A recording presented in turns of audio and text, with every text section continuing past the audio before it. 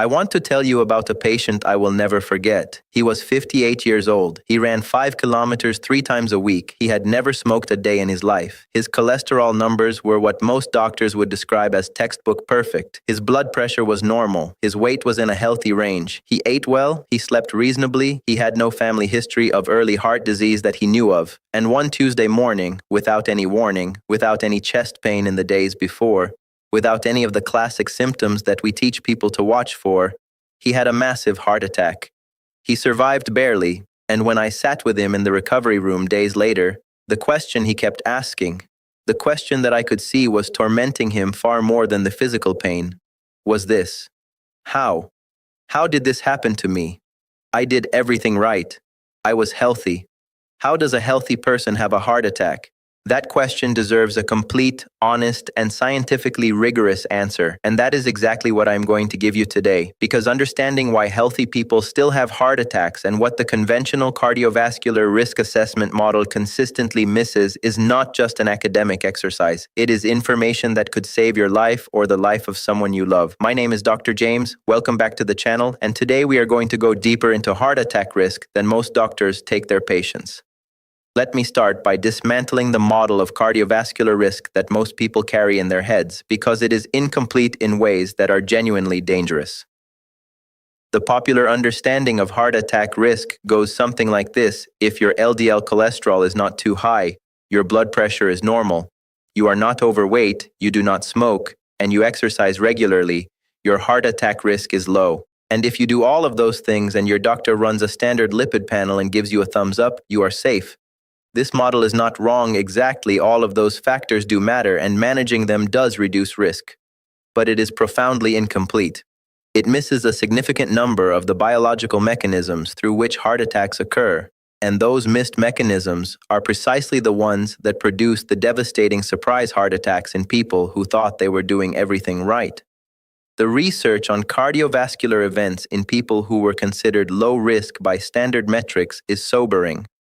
Studies examining the cardiovascular histories of heart attack patients have found that a significant proportion, in some analyses approaching 50%, had normal or near normal LDL cholesterol at the time of their event. Normal cholesterol, normal blood pressure, exercising regularly, and still a heart attack. If the conventional model were complete, this should not happen. The fact that it does happen tells us that the conventional model is missing something important. Several things, actually. The first and perhaps most important thing the conventional model misses is the distinction between LDL particle number and LDL cholesterol concentration. Your standard lipid panel measures the amount of cholesterol carried inside LDL particles, the LDL-C number. But what actually penetrates arterial walls, deposits in plaques, and drives atherosclerosis is not cholesterol per se, it is the LDL particles themselves. And a person can have a normal or even low LDL-C number while simultaneously having a very high number of small, dense LDL particles that are particularly prone to oxidation, particularly able to penetrate the arterial wall, and particularly likely to initiate the inflammatory cascade that builds arterial plaque. This is measured by a test called LDL-P-LDL particle number, or by a related measurement called ApoB, which counts the apolipoprotein B molecules that coat every LDL, VLDL, and lipoprotein a particle in your blood. Research has consistently shown that ApoB and LDL-P are significantly better predictors of cardiovascular events than LDL-C, and that the discordance between LDL-C and LDL-P, or ApoB, is exactly where the healthy-looking people who still have heart attacks tend to cluster. If your LDL-C is normal, but your LDL particle number is high, a pattern particularly common in people with insulin resistance, metabolic syndrome, or high triglycerides, your standard lipid panel is giving you a false sense of security. Asking your doctor for an ApoB measurement or an advanced lipid panel that includes LDL-P is one of the most important single requests you can make for your cardiovascular health assessment. The second hidden driver of heart attacks in seemingly healthy people is inflammation, specifically chronic vascular inflammation that drives the development and destabilization of arterial plaques in ways that have nothing to do with cholesterol levels. The modern understanding of atherosclerosis recognizes it not as a simple plumbing problem of cholesterol clogging pipes, but as a fundamentally inflammatory disease. Plaques develop and grow because of an ongoing inflammatory process in the arterial wall, immune cells infiltrating the endothelium, inflammatory cytokines driving the growth of plaque tissue, oxidative stress damaging arterial wall proteins and lipids and triggering further immune activation. And crucially, the plaques that rupture and cause heart attacks are not necessarily the largest plaques. They are the most inflamed plaques, what cardiologists call vulnerable plaques, which are characterized by a thin, fibrous cap overlying a large, lipid-rich, highly inflamed core. These vulnerable plaques can be relatively small in terms of the percentage of arterial blockage they produce, small enough to be missed on a standard stress test, small enough not to cause angina or exercise limitation but highly unstable, prone to rupturing under the mechanical stress of a sudden spike in blood pressure or heart rate, and when they rupture, the clotting cascade they trigger can completely occlude a coronary artery within minutes. The inflammatory marker most associated with vulnerable plaque and cardiovascular event risk is high-sensitivity C-reactive protein hsCRP. Research has shown that people with normal LDL cholesterol but elevated hsCRP have significantly higher cardiovascular event rates than people with both normal cholesterol and normal hsCRP. The Jupiter trial, a landmark study that enrolled over 17,000 participants with normal LDL but elevated hsCRP, found that statin therapy reduced cardiovascular events significantly in this population, confirming that inflammation independent of cholesterol is a real, actionable cardiovascular risk factor. If your doctor has never checked your hsCRP, you are missing a critical piece of your cardiovascular risk picture. The third hidden mechanism that sends healthy-seeming people to the cardiac catheterization laboratory is lipoprotein, written as LPA and pronounced LP(a). Lipoprotein A is a variant lipoprotein particle that looks like LDL but has an additional protein called ApoA attached to it that makes it dramatically more atherogenic than regular LDL. It promotes plaque formation, it promotes thrombosis, blood clotting, and it promotes inflammation in arterial walls through mechanisms that are independent of and additive to those of regular LDL. And here is the critical fact about LPA that every adult deserves to know. LPA levels are almost entirely genetically determined. Diet, exercise, and the lifestyle modifications that powerfully influence regular LDL have almost no effect on LPA. It is a fixed genetic risk factor that you either carry or you do not, and it is carried by approximately 20 to 25% of the global population at levels high enough to significantly elevate cardiovascular risk.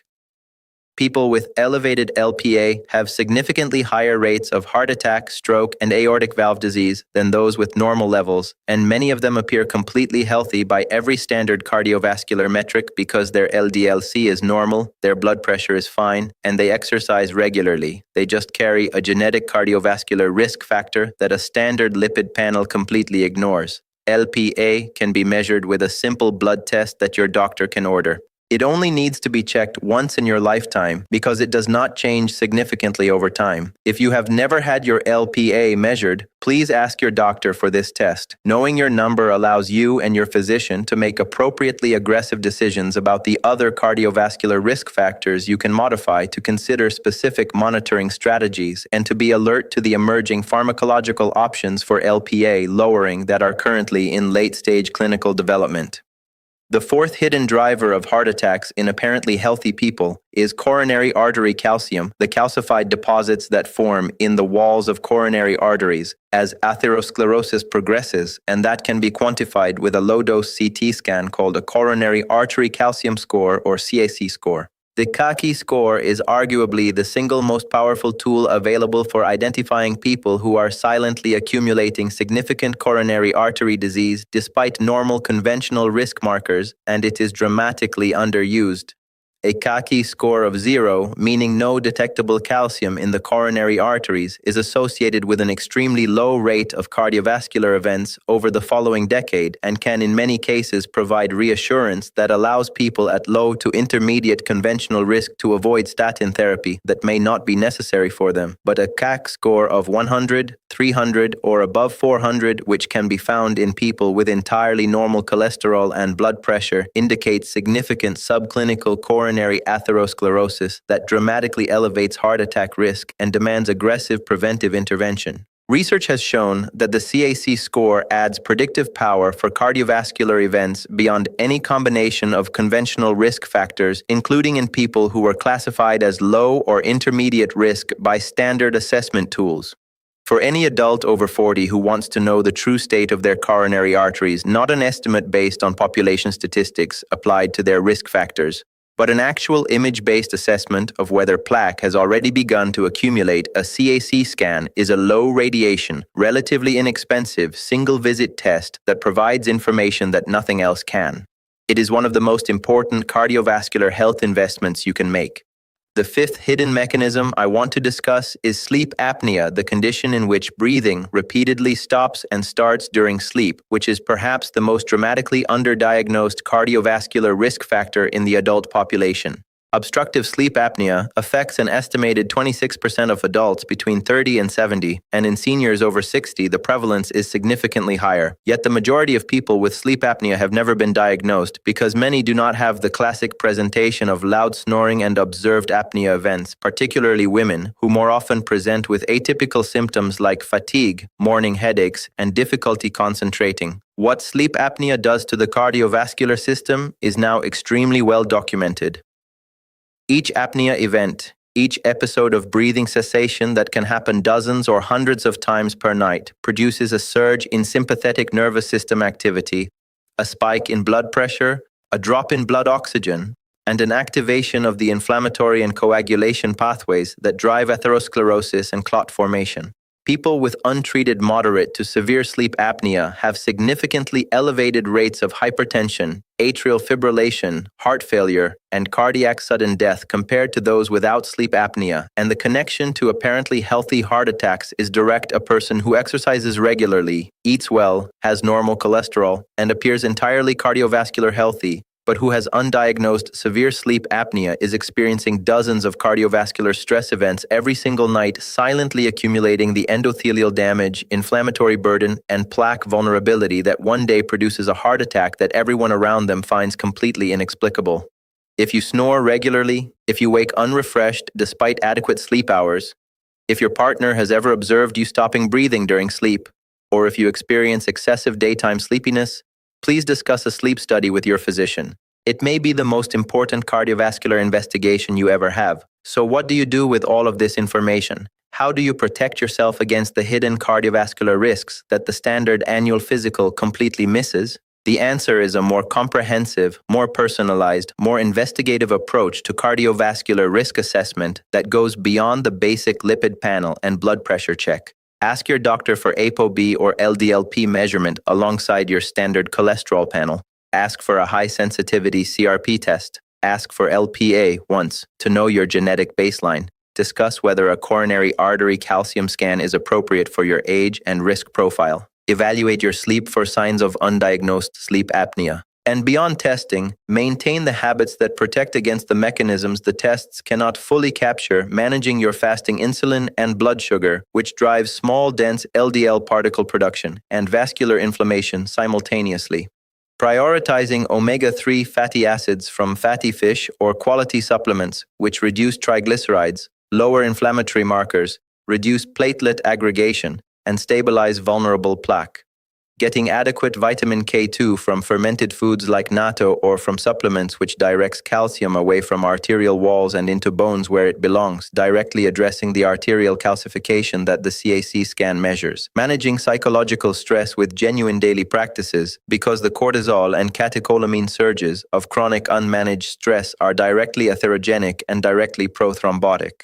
And maintaining the magnesium intake that the majority of adults are deficient in. Magnesium deficiency is independently associated with coronary artery spasm, arrhythmia, and elevated inflammatory markers, and correcting it is one of the simplest and most overlooked cardiovascular protective interventions available.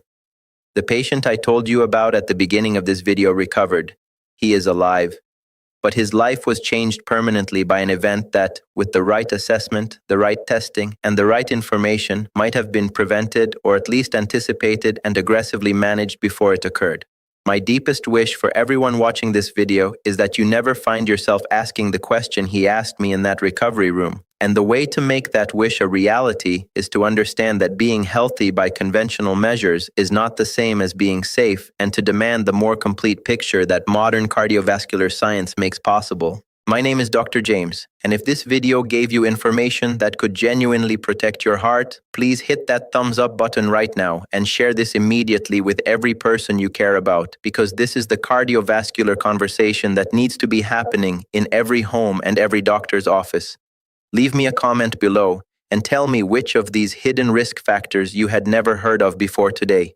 I read every comment and genuinely value this community. And if you are not yet subscribed to this channel, please subscribe right now and ring that notification bell, because every week I bring you the honest, evidence-based cardiovascular and senior health content that gives you the real tools to protect the life you have built. Subscribe right now. Your heart is worth it. I will see you in the next video.